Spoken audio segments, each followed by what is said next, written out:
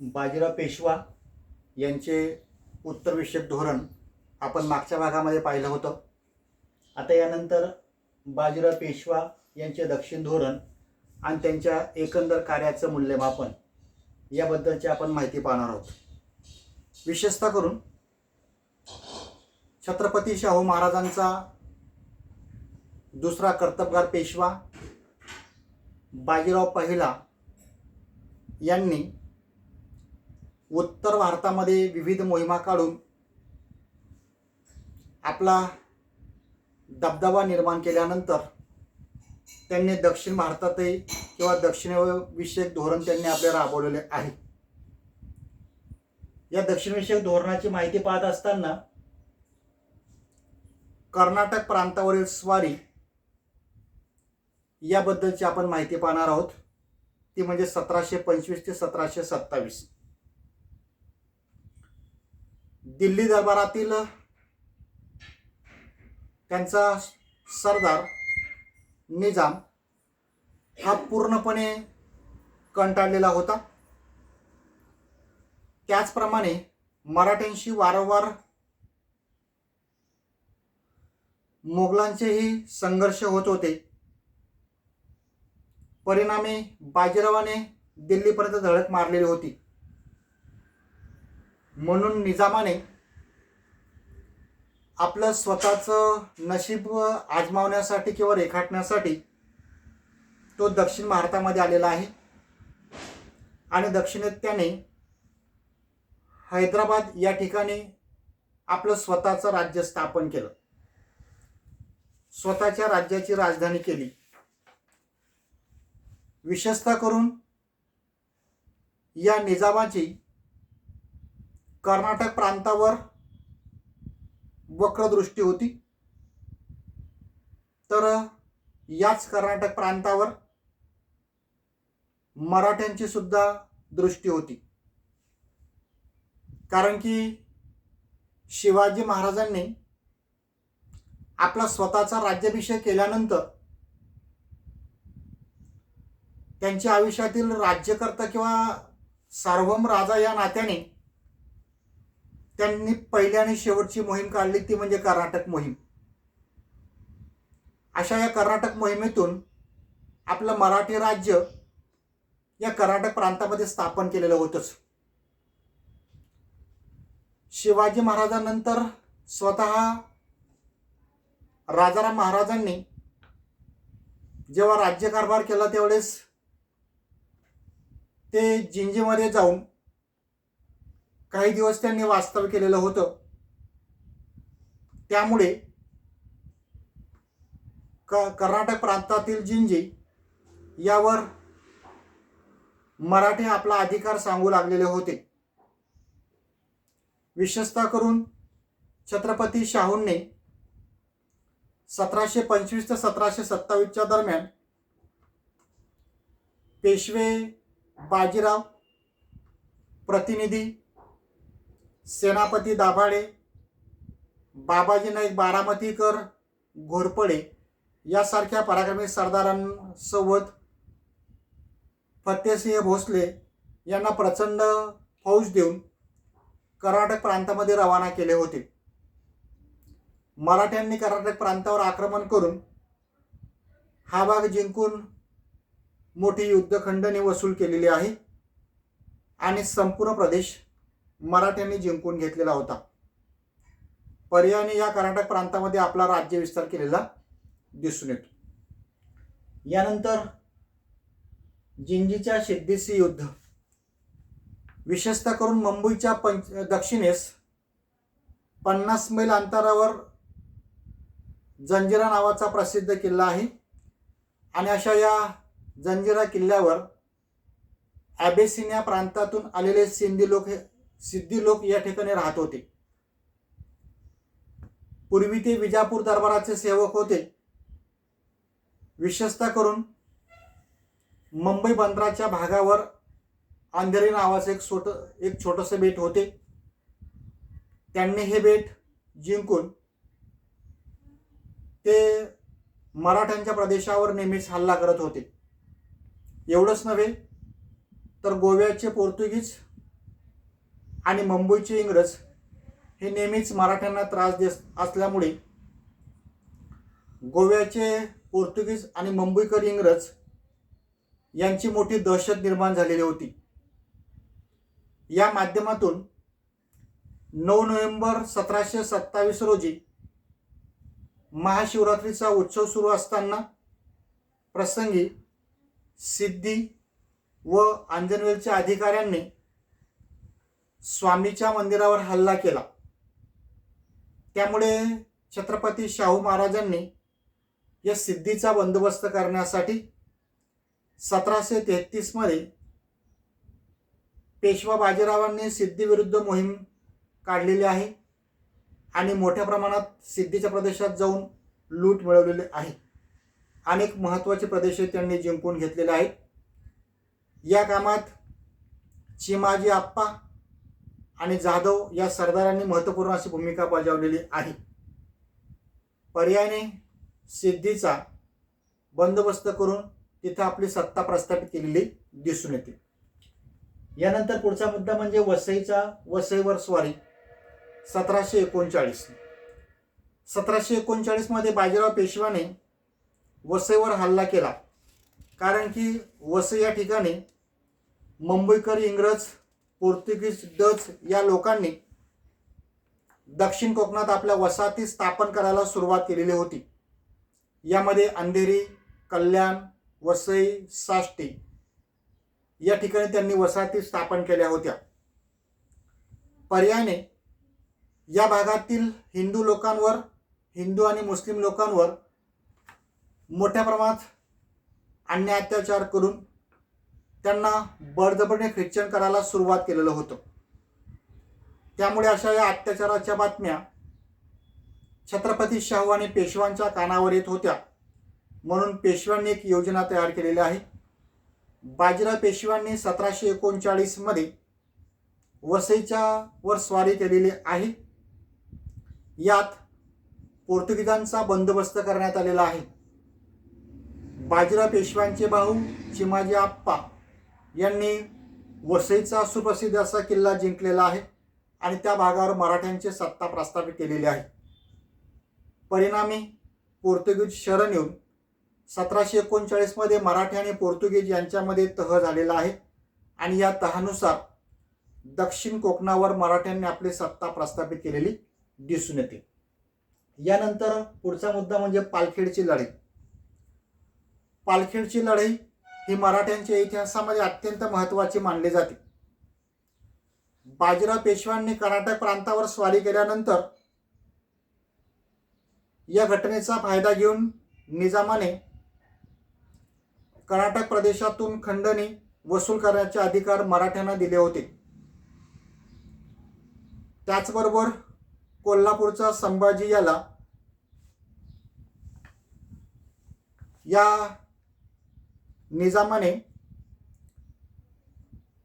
छत्रपती शाहू महाराजांविरुद्ध कारवाई करायला सुरुवात केली होती.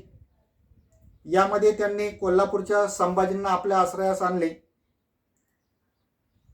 त्यांचा सेनापती चंद्रसेन जाधव यालाही निजामाने आपल्याकडे वळवून घेतलेले होते आणि त्यांच्या माध्यमातून 1726 मध्ये या निजामाने पुण्यावर स्वारी केली. त्यामुळे शाहूंनी बाजीरावाला कर्नाटक प्रांतात बोलून घेतले आणि बाजीराव महाराष्ट्रात आल्यानंतर संरक्षणाच्या दृष्टिकोनातून छत्रपती शाहू महाराज व चिमाजी आप्पा यांनी साताराची राजधानी सोडून पुरंदराच्या किल्ल्याकडे निघालेले आहेत. याच वेळेस बाजीराव आणि राणोजी शिंदे, फतेसिंग भोसले, राघोजी भोसले या मराठी सरदारांसह निजामाच्या विरुद्ध मोहीम हाती घेतलेली आहे. बाजीरावाने प्रथम औरंगाबाद या शहरावर हल्ला केला. निजामाला ही बातमी कळताच तो सुद्धा औरंगाबादकडे वळलेला आहे. म्हणून बाजीराव पेशवा थेट विजापुरात जाऊन पोहोचलेला आहे आणि त्या ठिकाणी निजामाच्या प्रदेशावर बाजीरावांनी हल्ला केलेला आहे. यातून मोठ्या प्रमाणात लूट त्यांनी हस्तगत केलेली आहे. निजामाचा रसद, धान्य पुरवठा त्यांनी बंद केलेला आहे. पर्यायाने निजामाच्या सर्व लष्करी हालचालींवर बिघडलेल्या दिसून येतात. अशा या परिस्थितीमध्ये 25 फेब्रुवारी 1728 रोजी पैठणजवळ असलेल्या पालखेड या ठिकाणी बाजीराव पेशव्यांनी निजामाचा पूर्णपणे पराभव केला. निजाम हा बाजीरावांना शरण आलेला आहे आणि यातूनच बाजीराव पेशवा आणि निजाम या दोघांमध्ये एक इतिहास प्रसिद्ध तह झाला आणि तो तह म्हणजेच मुंगी शेगावचा तह म्हणून इतिहासामध्ये प्रसिद्ध आहे. तो म्हणजे 6 मार्च 1728 रोजी. तर अशा या तहानुसार या दोघांमध्ये पुढील तरतुदी ठरलेल्या आहे. निजामाने संभाजींना त्रास देऊ नये, चौथा व सर देशमुखीचे हक्क देण्याचे निजामाने मान्य केलेलं आहे. पुणे बारामती हा भाग निजामाने मराठ्यांना परत करावा. दक्षिणेतील 6 सुब्यातील कारभार मोगलांनी मराठ्यांच्या तंत्रानुसार राज्यकारभार करावा. कृष्णा पंचगंगा नदीच्या दरम्यान असलेला संपूर्ण प्रदेशावर छत्रपती शाहूंचे अस्तित्व राहील.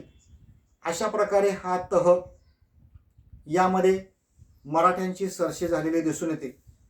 मराठ्यांच्या इतिहासामध्ये हा ऐतिहासिक तह नावारूप आलेला आहे. या तहानुसार मराठ्यांसुद्धा काही दुर्गामी परिणाम घडून आलेले आहेत. कारण की मराठ्यांच्या इतिहासामध्ये आणि मराठ्यांच्या दृष्टीने ही लढाई अत्यंत महत्त्वाची होती. या लढाईमध्ये निजामापेक्षा बाजीराव श्रेष्ठ आहे हे सिद्ध झालेले आहे. याच लढाईमुळे जे शाहूच्या विरोधात जाऊन काही बंडखोर सरदार निजामाला जाऊन पोचत होते, अशा या सरदारांवर एक प्रकारे दहशत निर्माण झालेली दिसून येते. विशेषतः करून या लढाईमुळे दक्षिणेतील 6 सुब्यांवर पेशव्यांचं वर्चस्व बाजीराव पेशव्यांचे आणि शाहू महाराजांचं वर्चस्व निर्माण झालेले दिसून येतात. अशा प्रकारे बाजीराव पेशव्यांनी दक्षिण भारतामध्ये आपलं मोहीम राबवत असताना या कालखंडामध्ये नादिरशाहने आक्रमण केले. विशेषतः करून यावेळेस बाजीराव पेशवे हे उत्तरेकडे निघाले होते, परंतु ब्रह्मणपूर या ठिकाणी पोचल्यानंतर त्यांनी नर्मदा नदी ओलांडलेली आहे आणि नर्मदा नदीच्या किनारीच खेडी या ठिकाणी मुक्कामी असतानाच 29 एप्रिल 1740 रोजी बाजीराव पेशव्यांचे वयाच्या 40व्या वर्षी निधन झालेलं दिसून येते. असा एक या बाजीराव पेशव्यांचं कार्याचे मूल्यमापन करत असताना एक कर्तृत्ववान पेशवा म्हणून बाजीराव पेशव्याचं नाव घेतलं जाते. मराठ्यांची विस्कळीत झालेली राजकीय स्थिती जी शिवाजी महाराजांनी निर्माण केलेली होती, तशाच प्रकारची राज्यव्यवस्था या बाजीराव पेशव्यांनी निर्माण केलेली दिसून येते. ठिकठिकाणी एक प्रकारे जातीयता निर्माण होऊन स्वतंत्र राज्य उदयास यायला सुरुवात झाली होती. त्यामुळे बाजीराव पेशव्याने आपल्या कर्तृत्वाने केंद्रीय सत्ता मजबूत केलेली आहे, जेणेकरून छत्रपती शाहूंच्या काळामध्ये बाजीराव पेशव्यांनी अनेक अडचणींना सामोरे जावं लागलेलं आहे. त्यांनी उत्तरेबरोबरच दक्षिण भारतामध्ये आपली सत्ता प्रस्थापित केलेली दिसून येते.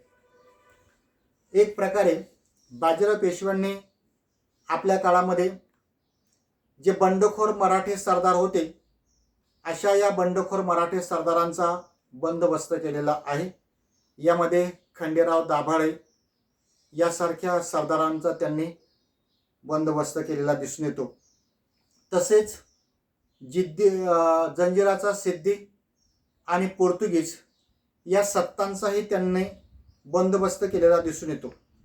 विशेषतः करून छत्रपती शाहूंच्या काळामध्ये बाजीराव पेशवा हे एक प्रकारे आपली सत्ता आणि वर्चस्व निर्माण करत असताना जंजिराचा सिद्दी आणि पोर्तुगीज हे दोन्हीही विरोधक ठरत होते. त्यांचा बंदोबस्त करण्याची जबाबदारी या बाजीराव पेशव्यांनी केलेली आहे. त्यानंतर बाजीराव पेशव्यांनी उत्तर भारतामध्ये साम्राज्य विस्तार केलेला आहे.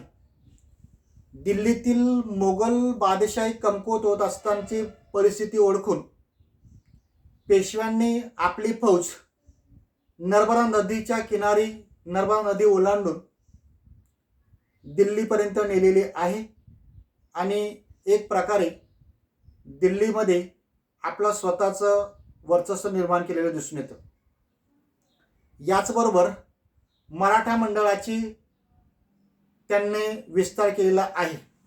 विशेषतः करून मराठा मंडळाच्या या माध्यमातून त्यांनी एक प्रकारे मराठा राज्याचा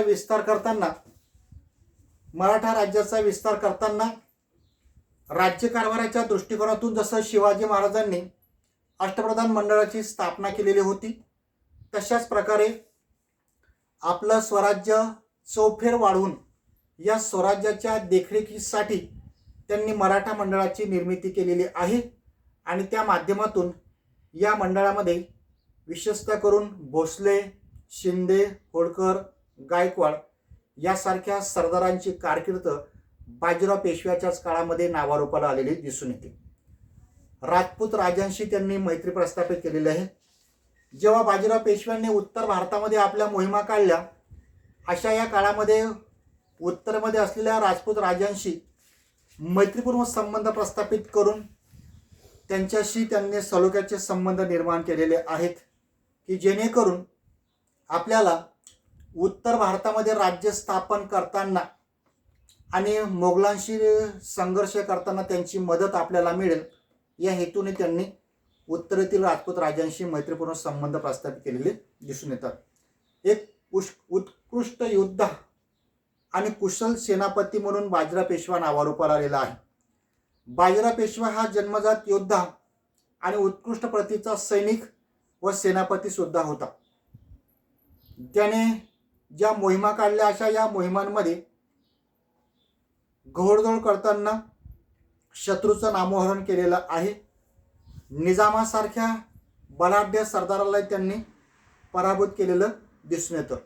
अशा प्रकारे पेशवाईतील हा एक दुसरा महत्त्वाचा पेशवा म्हणून नावारूपाला आलेला दिसून येतो.